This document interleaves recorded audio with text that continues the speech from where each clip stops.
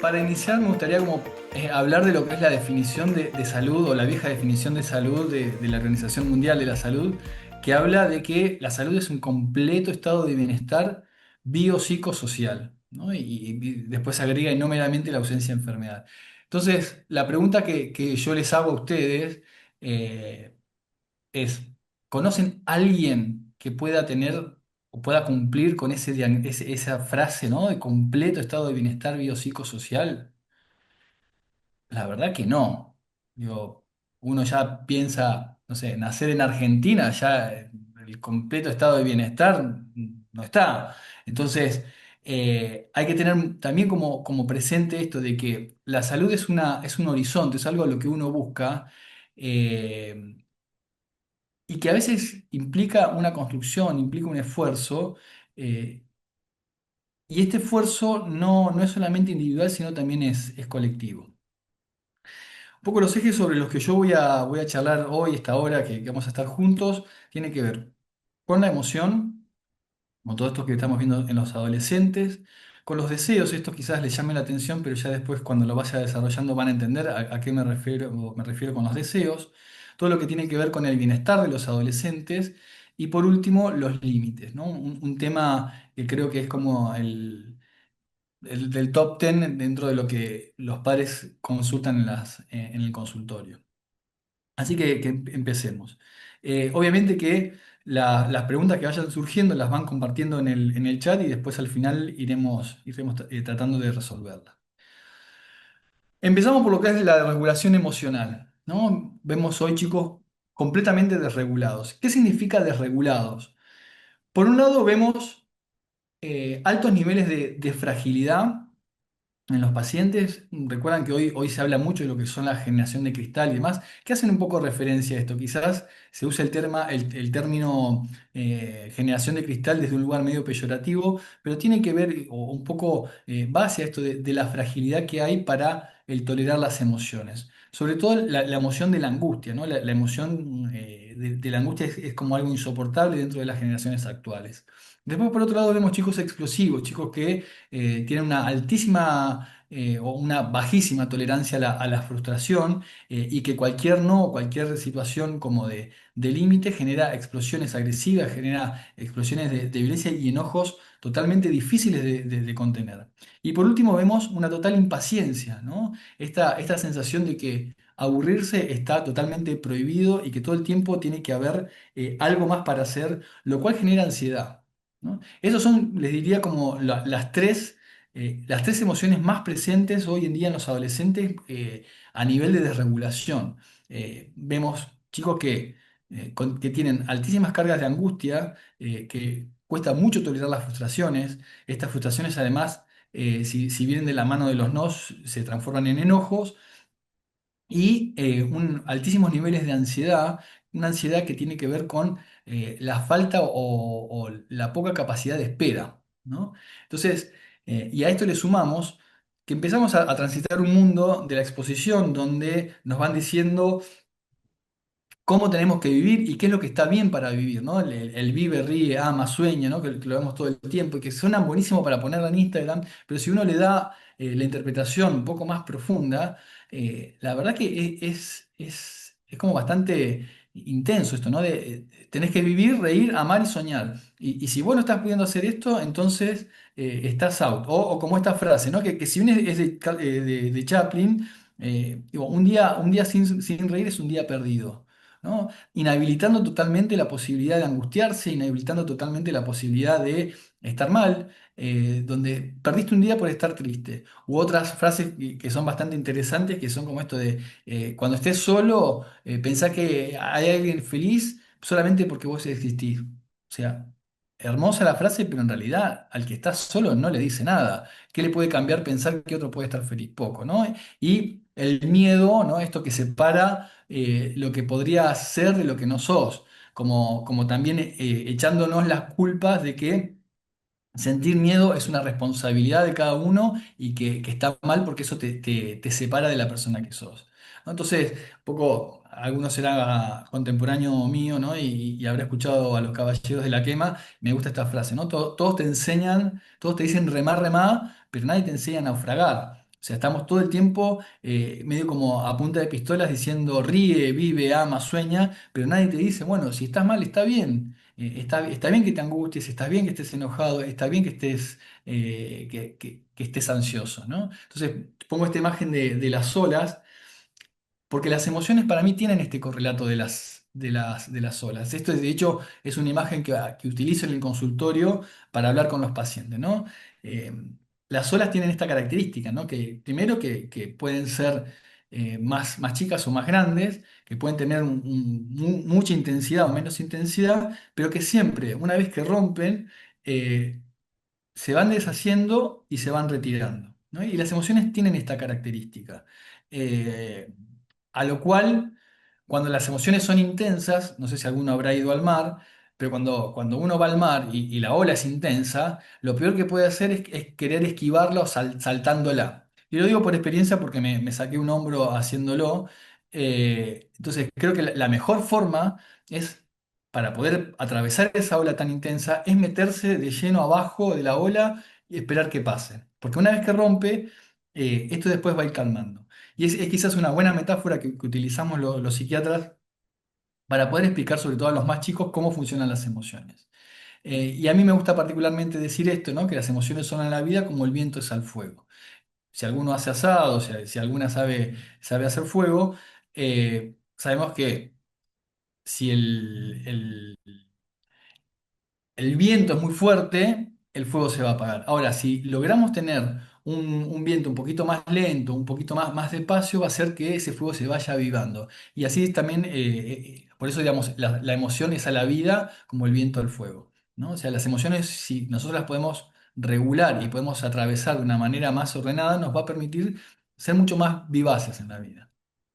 Ahora, ¿cuál es el gran problema? De las emociones, que todos las sentimos, pero que nos cuesta un montón nombrarlas. O sea, todos sentimos alegría, todos sentimos tristeza. Bueno, si han visto la película intensamente, ahí fueron describiendo varias de las emociones, lo cual nos ha cortado también mucho de explicar de qué se tratan, ¿no? Las emociones son un sistema de información, es un sistema que justamente etimológicamente el origen de la palabra emoción viene de movimiento. La emoción es un sistema de información que recibe el cerebro para tomar una conducta. Eh, Antiguamente, cuando las personas no tenían lenguaje, o inclusive antes de la evolución a Homo sapiens, las emociones nos permitían justamente sobrevivir y atravesar, digamos, los peligros que podía haber en la naturaleza. O sea, si nosotros no sentíamos miedo, probablemente la especie no hubiese existido, o sea, no hubiese avanzado. Entonces, la emoción tiene esto, la capacidad de darte una información para una toma de decisión. ¿Sí? Pero muchas veces los peligros que antes, digamos, que nuestro cerebro antes recibía, hoy ya no existen y muchas veces estas emociones o que se activan tienen que ver con miedos más imaginarios, que si nosotros no los podemos nombrar, no podemos darle el nombre natural, hacen de que las fantasías o todos los miedos que nos van surgiendo, un poco que nos coman, ¿no? Entonces, una de las cosas más importantes que es de lo fundamental para poder trabajar sobre las emociones es poder ponerle nombre. Todo aquello que nosotros nombramos lo podemos controlar. Les doy el ejemplo. Vieron que los chicos para dormir, por ejemplo, a la noche, los más chiquitos, necesitan tener la luz prendida. ¿Por qué? Y esto es una cuestión bastante instintiva, ¿no? Porque a la noche, si no ven, no pueden saber qué es lo que está pasando y fantasean con que puede haber monstruos abajo de la cama, en el placar, que los puedan atacar o que los puedan abordar. Entonces, poner luz es un poco poner nombre a lo que está sucediendo y poder desarmar estas fantasías de la imaginación y los miedos. Entonces, empecemos a poner palabras. ¿Qué significa poner palabra? Empezar a decirle al adolescente, cuando está enojado, bueno, mira, estás enojado y explicar la razón del enojo, o si está triste, explicar la razón de la tristeza y empezar a darle sentido a lo que le está pasando. Ahora, acá va la primera recomendación del día. Y fundamental es conversar con el adolescente y poder nombrar lo que les está pasando y lo que están sintiendo. Ese es el primer paso para hacer un cambio en lo emocional. ¿Cómo hacerlo, no? Que acá viene la gran situación. Escuchando más allá de oír. Oír es una situación mucho más pasiva. Escuchar implica sentarse, prestar atención, entender las palabras. Y es más, les recomiendo como padres, no intervengan. Lo fundamental o lo que más necesitan las personas en general y sobre todo los adolescentes es ser escuchados. Nosotros como adultos queremos aconsejarlos, queremos decirle las palabras justas, queremos iluminarlo con frases o con diálogos, pero lo que más necesitan es que los escuchen. Y una escucha válida, ¿no? Que valide las emociones. No podemos estar escuchando y como criticando lo que sienten, lo que piensan, ¿no? Me acuerdo cuando yo era chico, todo el tiempo también, si uno decía estoy triste, la frase contraria es no te pongas triste, como si fuese una situación medio de magia, de que como uno lo dice, chau, se va la tristeza, ¿no? Entonces, validar las emociones, poder decir, está bien que te sientas así, ustedes no saben el alivio que le va a generar a ese adolescente, porque se va a sentir entendido, se va a sentir acogido, ¿no? Empezar también a hablar sobre lo que a uno mismo le pasa. También en esta postura que tenemos los adultos de querer dar cátedra, de querer decir cómo tienen que ser las cosas, parecemos que estamos totalmente distantes y que a nosotros no nos pasa nada, ¿no? Que las emociones no nos intervienen, que las emociones no son parte también de nuestra vida. Ofrecer presencia sin invadir, es decir, esto de la invasión no solamente es con lo físico, sino también con las palabras, todo el tiempo querer abundar en palabras y todo el tiempo querer decir algo, querer hacer algo y que va y que lo abraza, y, bueno, también puede ser bastante invasivo y no ayuda para la regulación emocional. Respetar la individualidad, respetar la forma de pensar, la forma de sentir, también desde un lugar no crítico, sino válido, ayuda un montón. Y a veces pedir perdón también si es necesario, ¿no? Son formas en las que podemos ayudar a la validación emocional. Y a mí me gusta decir esto, ¿no? Enseñamos lo que sabemos, pero contagiamos lo que vivimos. Nosotros podemos darle un montón de cátedras sobre lo que les pasa, sobre cómo tienen que actuar, sobre cómo tienen que ser, pero si nosotros no podemos con el ejemplo transmitir todo lo que queremos, es como entra por un oído y sale por el otro. Así que sigamos un poco más con el otro eje. Yo hablaba hoy de que el segundo punto iba a ser sobre los deseos, lo cual es algo raro. Y esto surge porque en una charla que estaba dando en un evento, me preguntaron cuál es la dificultad que más veo hoy yo en los adolescentes. Y ahí pensaba esto, ¿no? Veo una pérdida total de los deseos. Veo una pérdida del deseo como del deseo del querer ser cuando sea grande, del construir, del deseo. A ver, en inglés, deseo tiene como varias acepciones, ¿no? Por un lado está el wish, que tiene que ver con un deseo más como más de fantasía, ¿no? Algo que me encantaría que suceda, tipo la lámpara de Aladino. Por otro lado tenemos el desire, que es como un deseo más sobre cuestiones más, inclusive más placenteras. Y por otro lado tenemos el want, que son como un deseo más de necesidades.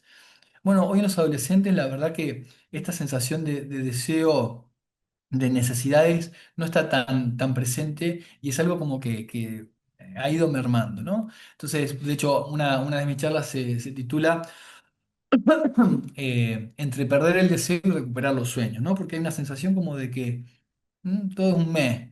No sé si alguna vez han charlado con sus hijos y le preguntan, ¿querés esto? Mes, que es como esta respuesta común y vaga de no, de la nada y del todo y de la indiferencia.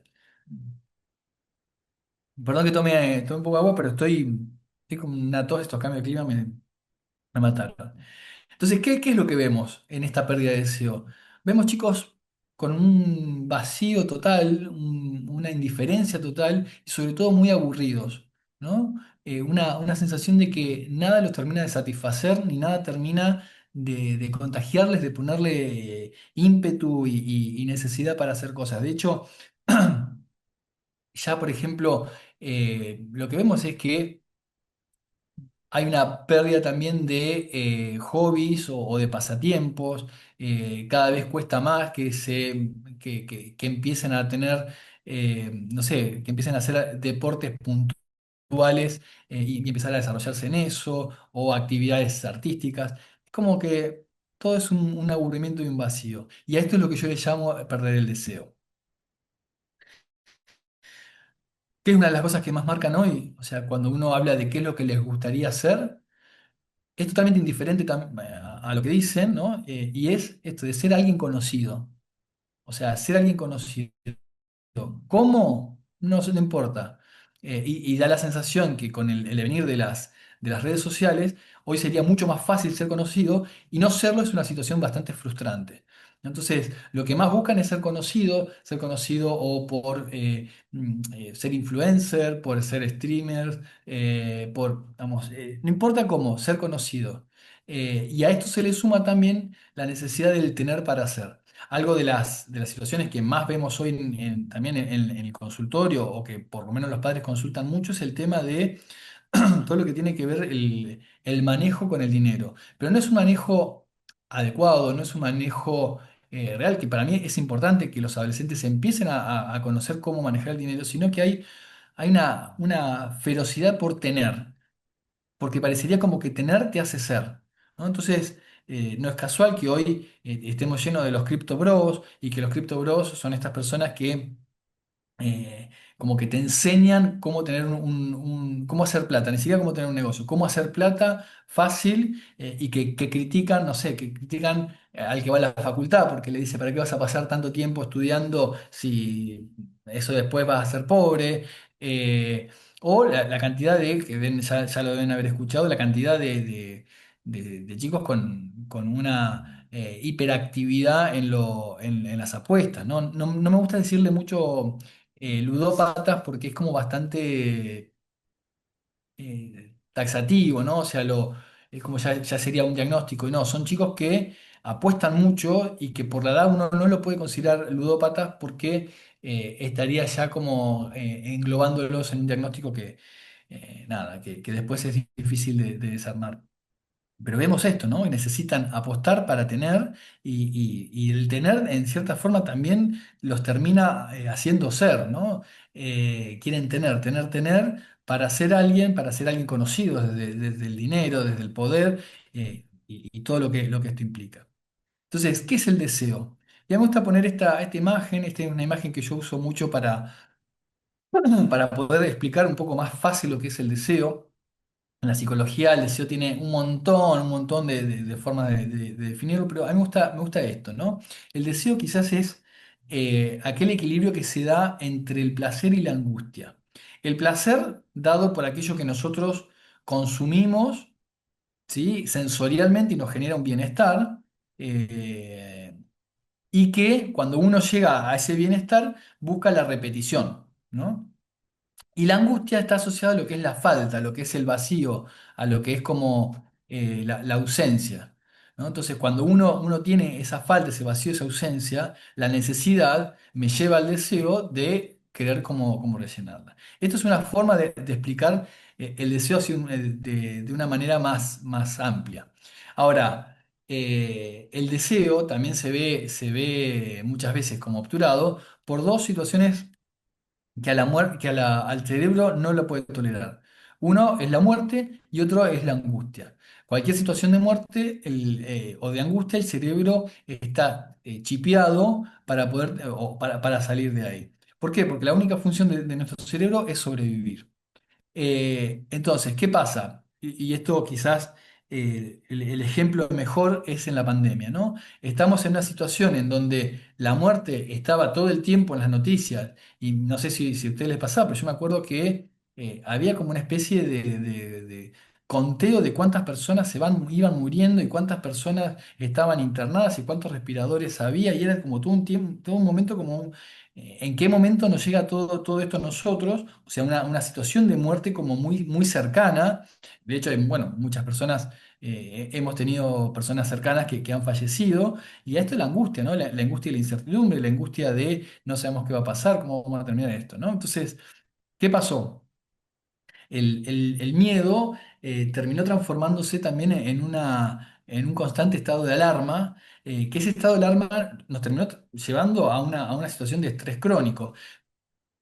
Y ahora, y este estrés crónico sostenido nos generó una falta total del equilibrio de lo que se llama, digamos, lo que por ahí nosotros le decimos en medicina como una homeostasis, nos sacó del equilibrio general del cuerpo, y este equilibrio perdido, esta falta que se generó, se tradujo en una angustia. La angustia, como es una sensación de vacío, como yo les mostraba antes, necesitó ser rellenada con el placer a partir del consumo. ¿Sí? Y acá vemos también las consecuencias que hubo en la pandemia. Ahora, esta escalerita de situaciones, piénsela también en otras situaciones en las cuales uno está estresado, donde pierde el equilibrio, se angustia y empieza a consumir cualquier cosa para salir de ese vacío, y lo empieza a rellenar con situaciones de placer más sensoriales. Y esto es lo que se llama consumo. Ahora, el consumo indiscriminado, solamente por el placer de sentir, es algo que nos va a transformar en adictos. ¿Por qué? Porque cada vez que dejemos de tener este consumo, vamos a sentir ese vacío. Es un poco lo que pasa con el uso de los dispositivos, ¿no? Eh, y acá, bueno, esta etimología también de adicción, ¿no? Adicción, una de las etimologías que se le habla es de sin palabras, sin dicción. Y lo pongo a esta filmina también un poco repasando lo que yo decía al principio, ¿no? De la necesidad de nombrar. Ahora, yo recién les decía que el uso compulsivo, del consumo compulsivo, nos vuelve adictos. ¿Por qué? O sea, en definitiva, todos necesitamos estar bien, pero ¿qué es estar bien? Y estar bien es lo mismo que sentirse bien. O sea, fíjense justamente que son dos cosas diferentes, ¿no? Una cosa habla de un estado, y otra habla de un sentir. El sentir está asociado a lo placentero, pero no necesariamente es sostenido en el tiempo. Estar bien es una construcción eh, que requiere un tiempo, que requiere decisiones y demás. Lo voy a poner un poco en unos gráficos. Sentirse bien tiene quizás este comportamiento. Sentirse bien, cuando uno, no sé si se ve la flechita de mi mouse, no sé si se ve, pero A ver, ponelo, Andrés. ahí se Sí, sí ve. se ve, sí Sí, se sí se ve. ve. Cuando uno, cuando uno está mal, digamos, este sería como el basal del ánimo. Cuando uno está mal y consume algo que lo hace sentir bien, y acá le podemos poner desde las pantallas, desde la comida y demás, nos genera un shot de placer que nos lleva a una sensación agradable, muy intensa y muy rápida. Esta sensación agradable dura muy poco y vuelve a descensos, y inclusive vuelve a niveles inferiores que los de antes, ¿sí? Eh, Ahora, cuando uno vuelve a este punto inferior, necesita volver a sentirse porque se siente peor que antes, y vuelve quizás a repetir el consumo de igual intensidad, pero nunca vuelve al estado previo, ¿no? Fíjense que es como una curva descendente que se va dando. Esto, si uno lo ve en algo más particular, es en lo que sucede en el consumo, ¿no? O sea, siempre el consumo, las adicciones, lo que necesitan es cada vez mayores dosis, o cada vez repetir la compulsión con más intensidad, porque el efecto o esta sensación como tan intensa no vuelve a repetirse. Eso es lo que pasa cuando uno busca sentirse bien, ¿no? La compulsión al consumo para solamente sentir un bienestar placentero. El estar bien, les decía al principio, es algo más de una construcción. O sea, estar bien es una decisión que uno lo va tomando de manera mucho más racional, y que tiene también estos zigzag y estos sub y bajas, ¿no? Eh, en donde no siempre se llega a un nivel pleno y agradable, pero muchas veces nos hace tener esta sensación como más de tranquilidad, o sea, donde uno puede surfear la ola de la angustia, la ola del miedo y demás, porque tiene formas de organizarse para estar bien. Un ejemplo, no sé, digo, alguien que se propone hacer algún tipo de dieta, alguien que empieza a correr, ¿no? O sea, si alguno empezó uno de estos deportes, el running y demás, saben que al principio es todo un cuesta arriba. Y primero es 1 kilómetro quizás, y después a la semana son 2 kilómetros, y quizás la semana siguiente es 1,5, y así hasta que uno llega a un nivel y a una tolerancia agradable a partir de justamente los hábitos y las rutinas. Y esto es un poco la diferencia, ¿no? Sentirse bien es una cosa, estar bien otra. Por eso también lo que yo decía de la definición de salud, el bienestar tiene que ver con esto, ¿no? Tiene que ver con una construcción y no solamente con no tener una enfermedad. Entonces, la segunda recomendación es buscar el bienestar. ¿Qué hacer para el bienestar? Primero, asumir que es una construcción. Va a llevar tiempo. Todas estas son recomendaciones para poder trabajar con los adolescentes, ¿no? Ayudarlos a que el estar bien, el sentirse bien, necesita tiempo. Es importante que nosotros como adultos acompañemos estos tiempos de angustia, que podamos dar un sentido a las cosas que están haciendo, que no sean solamente hacerlas por hacer, empezar. Hoy, por ejemplo, atendí a un paciente que no quiere ir a la escuela, tiene 15 años y no quiere ir a la escuela y está negado a ir a la escuela porque tampoco le encuentra sentido. ¿No? Que ahí, bueno, ahí uno abre como brecha de otras cuestiones también que están pasando en la misma escuela, pero digo, empezar a encontrar un sentido al por qué uno hace lo que hace, ¿sí? De hecho, me pasó durante la pandemia también una paciente que era tenista profesional, que estaba muy bien rankeada acá en Argentina. En un momento abandonó todo y me hizo una pregunta que a mí fue un poco lo que me llevó a pensar todo esto, ¿no? No sé para qué hago lo que hago, ¿no? Entonces, empezar a dar sentido a las cosas me permite encontrar un objetivo a seguir. ¿No? Y saber que es un equilibrio, ¿sí? El bienestar es un equilibrio, o sea que se busca permanentemente. No es que una vez uno llega y ya está, tiene que dormirse en los laureles. No, el equilibrio es todo el tiempo, ¿no? Como intentar irse de un lado a otro o balancear los pesos para no caerse. Y me gusta esta frase, ¿no? La felicidad no está en tener más, sino poder necesitar, en poder necesitar menos, ¿no? Esta cosa de tener para ser o de querer ser alguien conocido es una idea muy atractiva, pero bastante vacía, ¿no? En el sentido en que uno después ve lo que sucede. Y sigamos, ¿no? Esta gran frase, el universo tiende al caos. ¿Qué significa esto? Hay una definición que es la entropía, que habla de que el universo tiende al caos, o sea, el universo es caótico. Es mucho más fácil destruir algo que construirlo. Es mucho más fácil romper algo que arreglarlo, ¿no? Eh, entonces uno dirá, bueno, si entonces el mundo es así, bueno, ya está, hagamos la plancha, ya fue. Pero no, digamos, lo que tiene de interesante todo esto es que lo que contrapone al caos es el equilibrio, ¿no? El opuesto del caos es el equilibrio. Y ahí de nuevo, ¿no? Lo de la cuarentena. Durante la cuarentena, una de las situaciones que más vimos en los adolescentes es una pérdida total de equilibrio en el orden, en las rutinas y en las actividades. Me ha pasado, por ejemplo, con el tema del sueño, ¿no? Chicos que se acostaban a las 10 de la mañana y se levantaban a las 6 de la tarde y que ahí recién hacían la primera comida del día es tipo 7 de la tarde. Entonces yo la pregunta era como, no entiendo qué significa esa comida. No sé si es tu desayuno, porque es la primera comida, si es tu almuerzo, si es la merienda, si es la cena, si es un brunch. Ya no tenía ni idea, ¿no? Entonces, esto generó como un gran desequilibrio y generó que todo termine siendo relativo, ¿no? Ya era relativo a la comida, era relativo al sueño. eh, Acá lo más importante durante ese tiempo era como sobrevivir.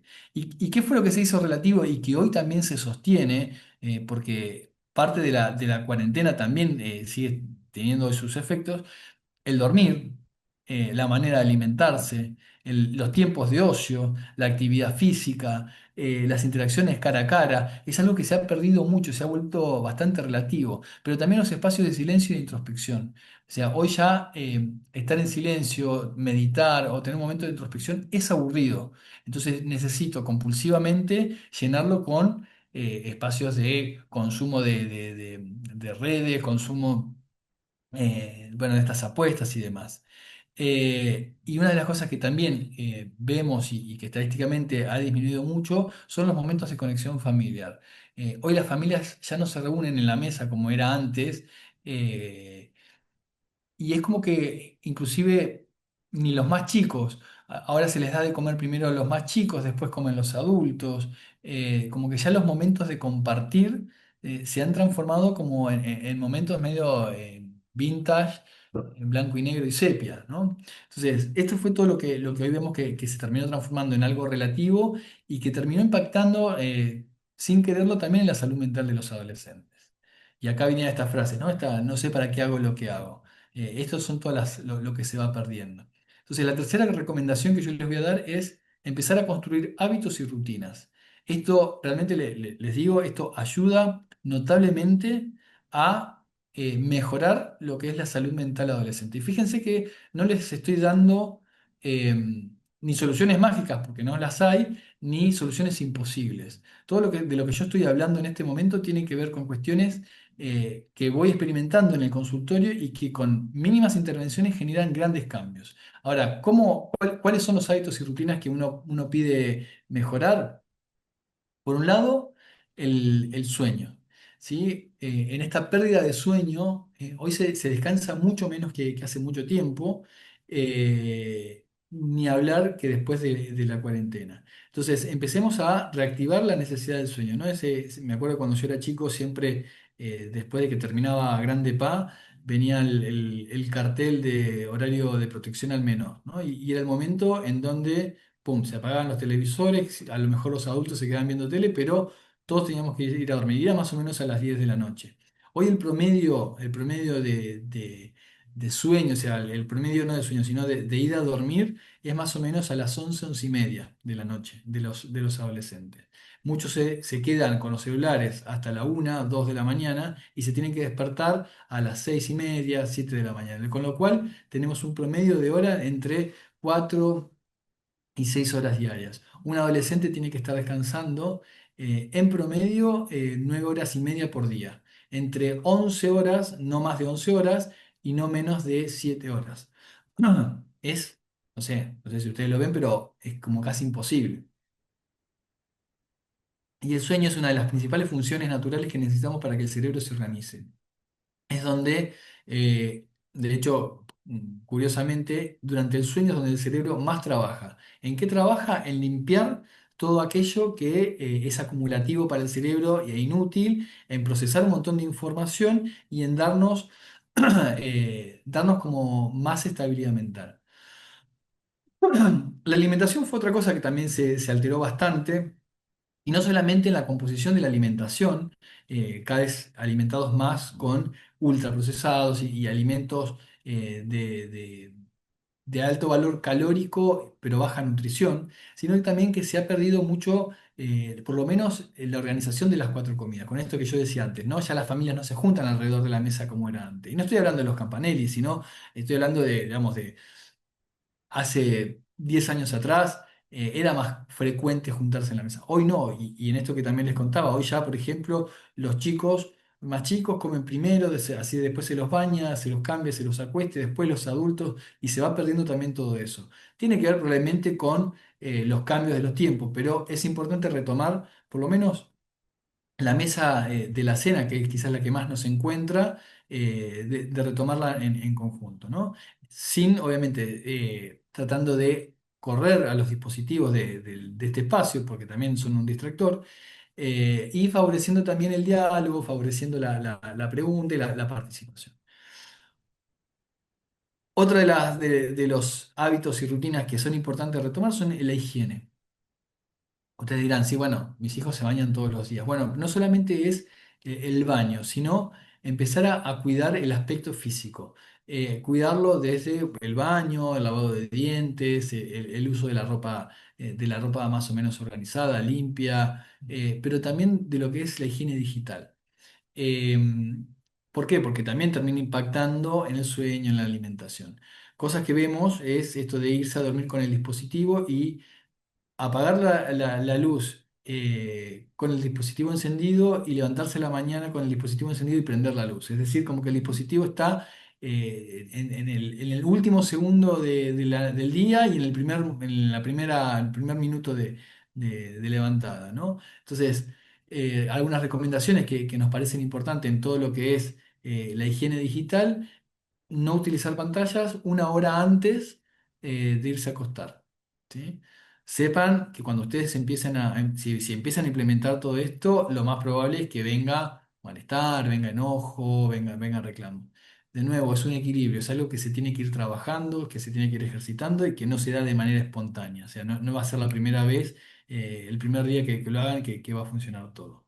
Otra de las cosas con el tema de los dispositivos, quizás es mucho más fácil para evitar la tentación de usarlo, es tener los dispositivos fuera de la habitación, que se carguen en el living, que se carguen en el baño, pero no en la habitación, porque si no, ¿qué pasa? En esto de que yo les contaba antes, que está prohibido aburrirse, muchos chicos se acuestan, empiezan a mirar al techo, se sienten que no se pueden dormir, entonces lo primero que se hace es mirar el dispositivo. Los dispositivos electrónicos, el celular, las tablets, las computadoras, lo que tienen es una luz muy intensa que el cerebro la interpreta como que es parecida a la luz solar. Entonces, al ser parecida a la luz solar, libera una hormona que es la melatonina, y esta hormona es una hormona que perdón, libera, no, inhibe esta hormona, es una hormona que induce el sueño, entonces al inhibirla, nos genera menos sensación o menos deseo de sueño. Por eso también se ha puesto muy de moda hoy tomar melatol o melatonina, porque es una medicación que ayuda a inducir el sueño. Y vemos también que tanto uso de los dispositivos ha disminuido la,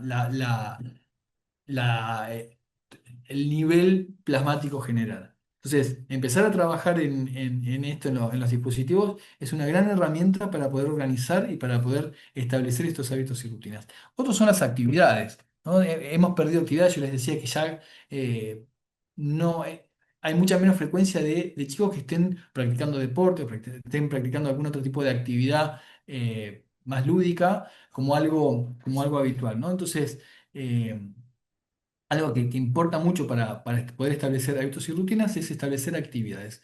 Tres tipos de actividades que a mí me parecen muy frecuentes. Primero es la física. Ya no necesitamos ningún otro estudio más que diga lo importante que es la actividad física para el desarrollo de la persona. O sea, ya no hay.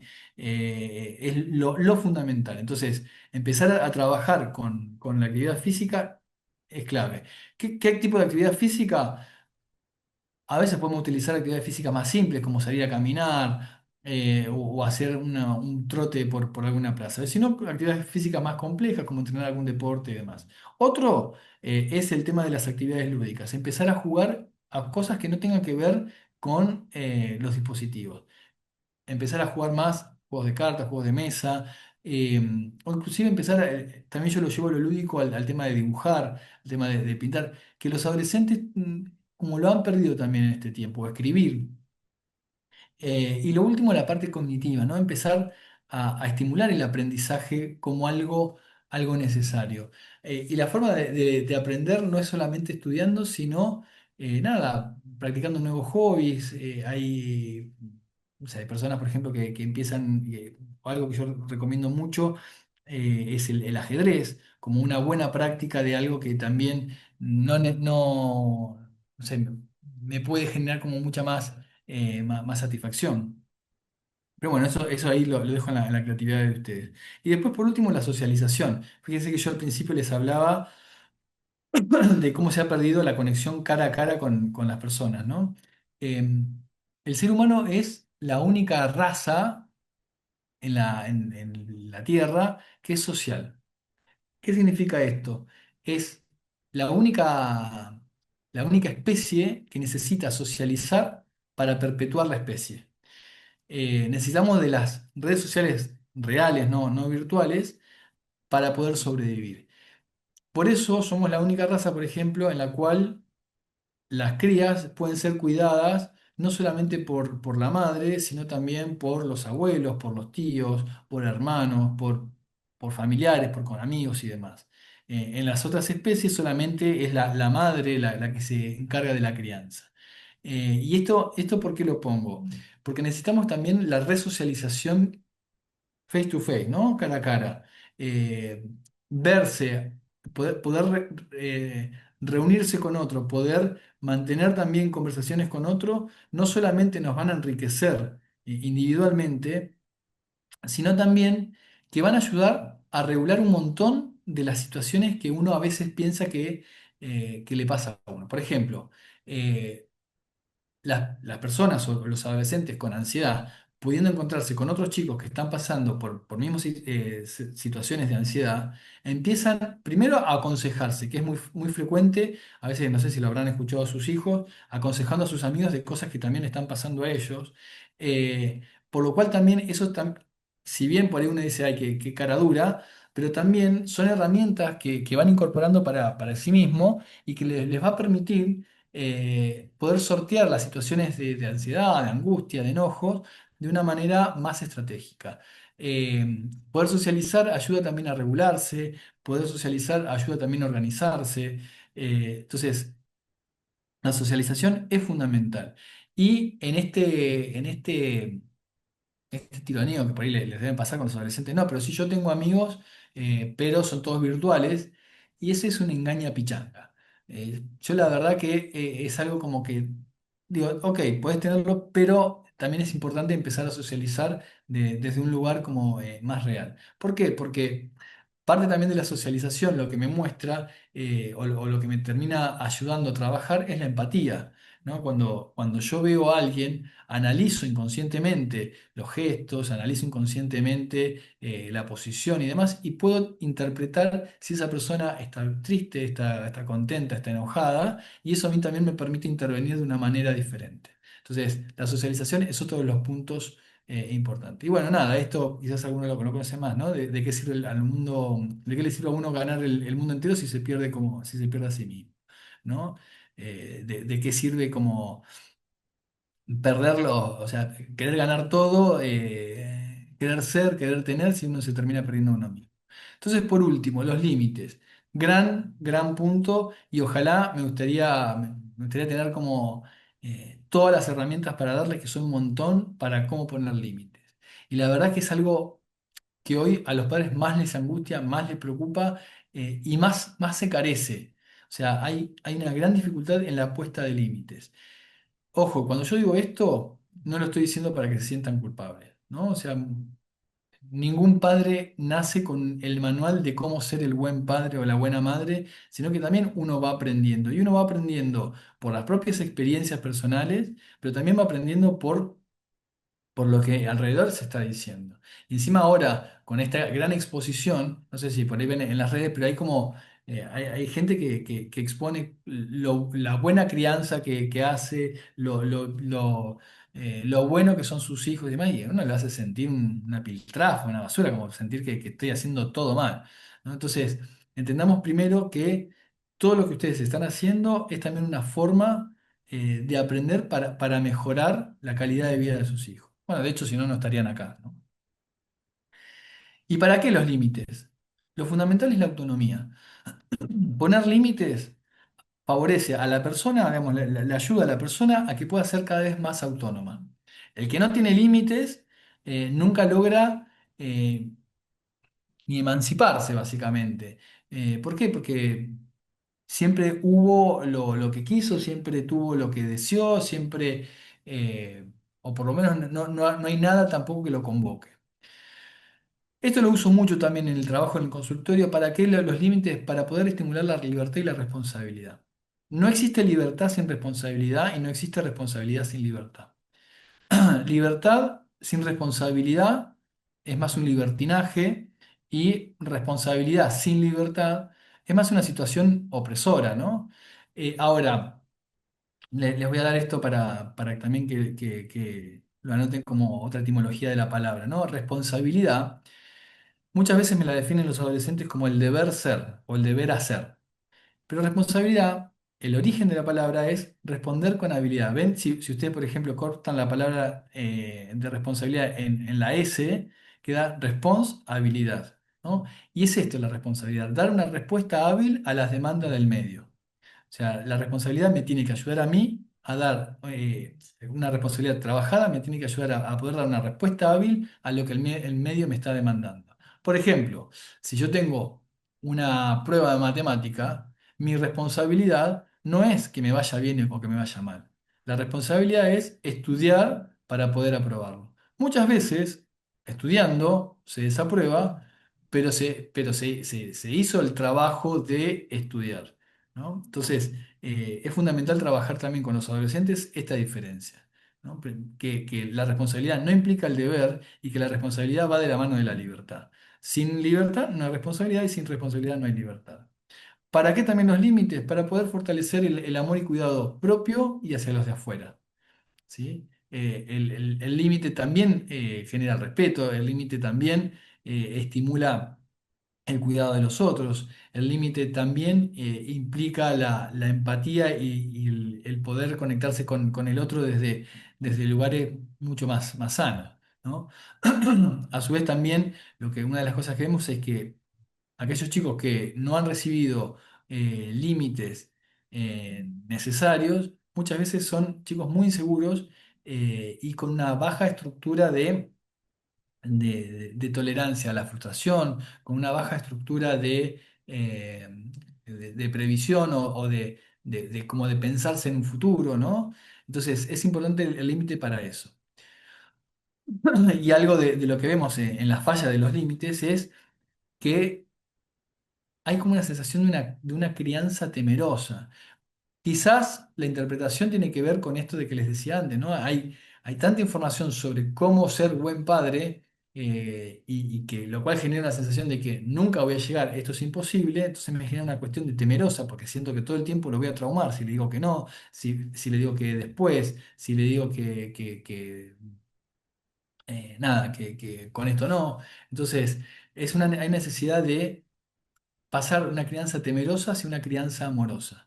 Y la crianza amorosa va a necesitar que como padres estemos presentes, no solamente físicamente, sino presentes desde el acompañamiento, presentes desde el sostener los límites.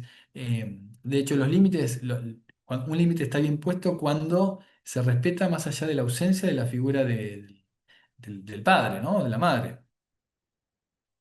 Eh, ¿Y qué es lo que vemos nosotros cuando hay una ausencia de límites, ¿no? ¿A dónde van los adolescentes cuando hay una ausencia de límites? Por lo general van a situaciones de impulsividad, dificultades para regularse emocionalmente, mucha baja tolerancia a la frustración, eh, falta a las normas externas de la casa, entonces son chicos irrespetuosos afuera, medio como los pendencieros, ¿no? Y además esto es importante, la inseguridad y la ansiedad. Uno piensa que diciendo que sí a todo les va a dar más seguridad, pero termina generando chicos mucho más ansiosos y mucho más inseguros. Entonces, ¿cuál es la recomendación? Límites sanos. Los límites sanos se construyen también. ¿Y cómo van los límites? Primero, hablar de las consecuencias más que castigos. Esto es fundamental. Estamos acostumbrados a poner límites quizás más desde el castigo y a veces es importante establecer consecuencias. ¿Cómo se establecen las consecuencias? Desde la anticipación. ¿Sí? Es fundamental anticipar. A ver, si a mí metiendo los dedos en un enchufe me da una patada, no tiene que ver con que el enchufe me castigó, ¿sí? Sino que es una consecuencia. O sea, yo tengo que saber que si haciendo esto pasa algo. ¿Sí? Las explicaciones tienen que ser claras y sin ironías. ¿Sí? Uno poner los límites y ser o sea, ser firme, pero sin utilizar la ironía, el doble sentido y dejar como un mensaje medio ambiguo, ¿sí? Poder poner un equilibrio entre lo que es empatía y firmeza. Uno debe ser empático, yo lo decía al principio, validar las emociones, validar el enojo, pero esto no quita que uno deje de ser firme. Acompañarlo ante la frustración, acompañar como, mirá, estás enojado porque yo te estoy diciendo que no, lo entiendo, eh, no pasa nada, ya digamos, como acompañar también esa transición, pero también tener el no como un recaudo para el mismo adulto, ¿sí? Poder implementar los no desde un lugar eh, más más firme, desde una firmeza, también es un autocuidado, porque si no es todo el tiempo la negociación, ¿no? Uno le dice, bueno, no, y el otro empieza a negociar y negociar y negociar y termina siendo un agotamiento que lo clásico, ¿no? Me ganó por cansancio. Entonces, el no también es un autocuidado. Y acá muchas veces, en lo que son los vínculos entre las parejas, está bueno que haya un complemento, ¿no? Que los límites sean puestos, digo, en una pareja, que los límites sean puestos y sean sostenidos por ambos padres. En pareja o no en pareja, pero digo, que no sea una cosa de uno dice una cosa, el otro dice otra, sino que sean sostenidos principalmente por ambos dos. Este aforismo africano me encanta, que dice que se necesita un pueblo entero para criar un niño. Lo escuché cuando escuché una entrevista del creador de la serie Adolescencia, la cual la recomiendo fervientemente. Eh, Me parece que justamente para poder poner los límites es necesario no solamente el trabajo que se hace en la casa, sino también el trabajo que se hace en la escuela, el trabajo que se hace en la sociedad en general, ¿no? O sea, no podemos pedirle, como muchas veces pasa, ¿no? Vienen las escuelas, eh, te hablan de que el chico no quiere regularse, no quiere controlarse, que es un vago, ¿eh? Pero la escuela tampoco pone ningún medio ni para facilitar esa puesta de límite con el chico en sí, ni tampoco con las familias. Entonces, un poco para ir cerrando estas recomendaciones, me parece como ir aclarando el panorama, como dice Ricardo Arjona. eh, las recomendaciones tienen que ser siempre conversar y nombrar lo que pasan y lo que sienten. Poner nombre, nombrar. ¿Sí? Dar nombre a lo que está sucediendo. Buscar el bienestar. Buscar el bienestar, acuérdense que es un equilibrio. Buscar el bienestar no significa sentirse bien, sino estar bien. Lleva tiempo, lleva decisión. Construir hábitos, los hábitos y las rutinas nos ayudan a buscar este bienestar y a poder sostenerlo. Y poner límites, límites sanos. Y me gusta recordar, y quisiera terminar esta charla con una frase, que nosotros no formamos el camino de nuestros hijos, sino que formamos a nuestros hijos para el camino. Es decir, todo esto que yo le estoy aportando no tiene que ver de cómo le vamos a empedrar el futuro a los hijos, sino de cómo nosotros tenemos que prepararlos para un mundo que, primero que hay un universo que tiende al caos, después que hay un mundo que los necesita y hay un mundo que también necesita jóvenes que puedan estar formados, no solamente desde lo intelectual, no solamente desde lo cognitivo, sino también desde lo afectivo, desde la empatía, desde lo humano. Entonces, eh, no podemos nosotros permitirnos creer que vamos a ser los artífices del destino de nuestros hijos, sino que tenemos que prepararlos para poder afrontar todo lo que implica la vida y todo lo que implica la vida con lo malo que trae muchas veces, pero sobre todo con todo lo bueno que puede darle. Bueno, muchas gracias. Bueno, muchas gracias Andrés por todo lo compartido. Te digo que durante toda tu exposición el chat se llenó de comentarios, de preguntas y vamos a empezar, si te parece, empezamos con un comentario, una pregunta. Un papá dice que no nos enseñaron a nosotros a gestionar las emociones, por eso no sabemos reconocerlos y demostrarlo a nuestros hijos. Y una pregunta que Perdón, en hicieron, eso me sí, encanta porque es cierto.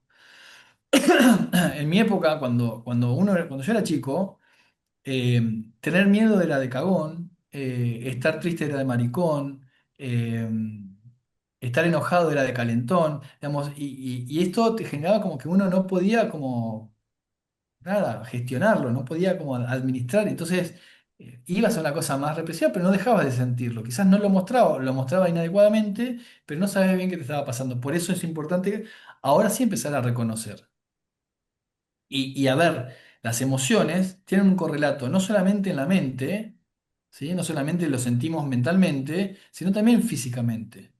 ¿Sí? Cuando uno está enojado, el calor, la transpiración, las ganas como de romper algo, o por ejemplo en el miedo la sensación que es más la ansiedad, como la palpitación, la sensación de que algo malo va a ocurrir. Bueno, todo eso también ayuda a que uno pueda enseñarle al otro a reconocer cómo se siente, no solamente en lo que está pensando o sintiendo, sintiendo, sino también lo que está sintiendo físicamente. Es una buena estrategia esa.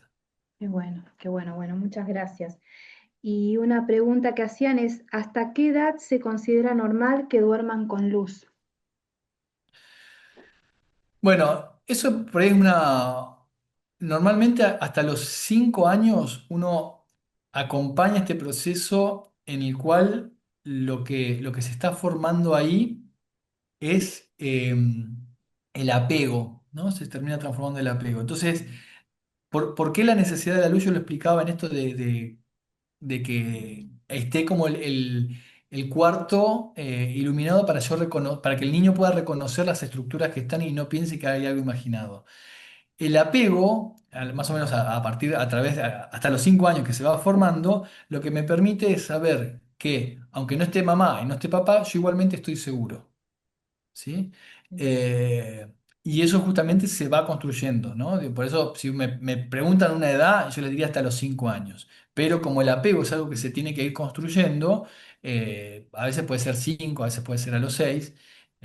Obviamente que no es que tiene que cumple los 5 años o los 6 años y pum, le apago la luz y chao, arreglate. Sino que también es algo que se va haciendo paulatinamente. Genial, muchas gracias. Y acá un comentario que hacen también, ¿cuánto participa la familia y el entorno social para generar impaciencia en la edad de los adolescentes? Y la pregunta sería, ¿cómo generar un ambiente sano para desarrollarlos sanamente?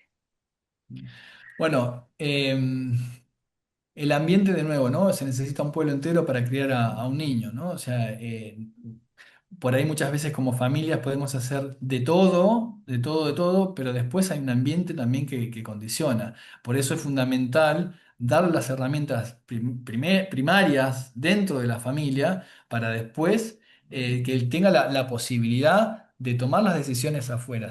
Dentro de la autonomía, cuando yo hablaba en los límites, eh, yo tuve una formación jesuita en Santa Fe y algo de lo que nos trabajamos mucho era el tema del discernimiento, ¿no?